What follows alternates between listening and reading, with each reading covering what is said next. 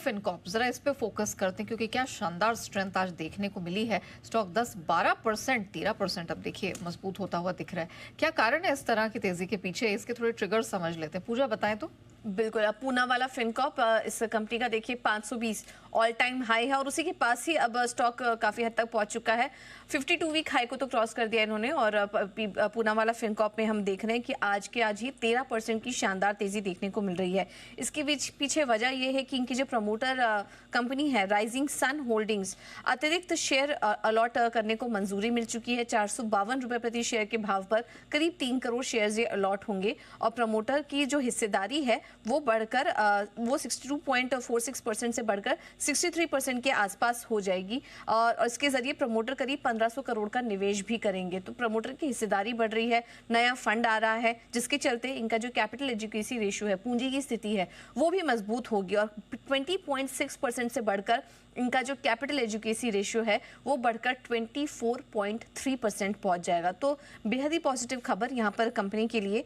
अगर इनके फाइनेंशियल्स और गाइडेंस की बात करें तो वो भी काफ़ी स्ट्रांग रहे हैं। जून तिमाही में भी हमने देखा कि कंपनी ने 35 से 40% की गाइडेंस दी थी एओएम ग्रोथ में, लेकिन उसके सामने देखिए 53% की ग्रोथ आ गई केवल जून तिमाही में। अगले 5 साल में भी लोन बुक में करीब 5 से 6 गुनी ग्रोथ का अनुमान है। लोन बुक में औसत 38 to 43% की ग्रोथ करने होने की उम्मीद ये लगा रहे हैं। मैनेजमेंट ने आरओए में करीब 3 से 3.5% के लक्ष्य का गाइडेंस दिया है और FY26 के लिए भी करीब 35 से 40% की एयूएम ग्रोथ बरकरार रखी है और इसके ऊपर ही एयूएम ग्रोथ कंपनी की नजर आ रही है। शॉर्ट टिकट पर्सनल लोन में भी एक्सपोजर इन्होंने कम किया है जिससे कि इनको फायदा हुआ और वहां पर कलेक्शन में भी सुधार हो रहा है। अगर एयूएम ट्रेंड हम देखें तो लगातार यहां पर बढ़ोतरी देखने को मिल रही है। पूना वाला फिनकॉर्प के केस में 30,984 करोड़ के आसपास के एयूएम यहाँ पर पहुंच चुके थे कंपनी के। तो हर तरफ से हम देख रहे हैं कि फंडामेंटल्स काफी मजबूत नजर आ रहे हैं कंपनी के लिए और एक ये बड़ा फंड इन्फ्यूजन आना ये भी काफी पॉजिटिव होगा पूना वाला फिनकॉर्प के लिए। बिल्कुल, आज रिकमेंडेशन सेठी साहब की रिकमेंडेशन में था और देखिए टारगेट तो यहाँ पर सुपर हिट हो चुके हैं। एक बार इस एनबीएफसी काफ़ी एक्शन में है ही, वैसे तेजी में बढ़िया है और एक के बाद एक और जहाँ भी थोड़ी सी भी अच्छी खबर आ रही है ना तो उन शेयरों में क्या बढ़िया एक्शन बनता हुआ दिख रहा है। तो पूना वाला फिनकॉर्प बढ़िया एक्शन में है। जैन साहब की पसंद का शेयर रहा भी है, लेकिन बड़ा सवाल है कि पसंद का रहा वो इम्पोर्टेंट नहीं है। 500 भी है क्या पसंद, वो बड़ी इम्पोर्टेंट। एग्जैक्टली जैन साहब बताइए।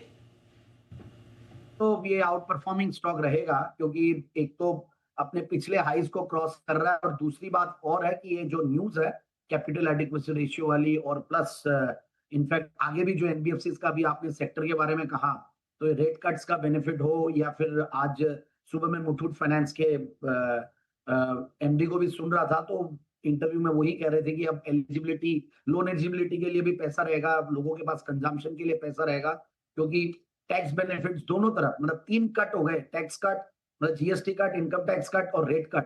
ये तीनों कट का असली बेनिफिट जो मिलेगा ये एनबीएफसी को मिलेगा और पूना वाला फिनकॉर्प ने काफी प्रोफेशनल मैनेजमेंट और काफी एग्रेसिव इनफैक्ट और जो प्रोमोटर्स है काफी कैश रिच भी है। तो यहाँ तो कहीं कोई आगे भी दिक्कत नहीं आने वाली है, बिल्कुल चलने वाला।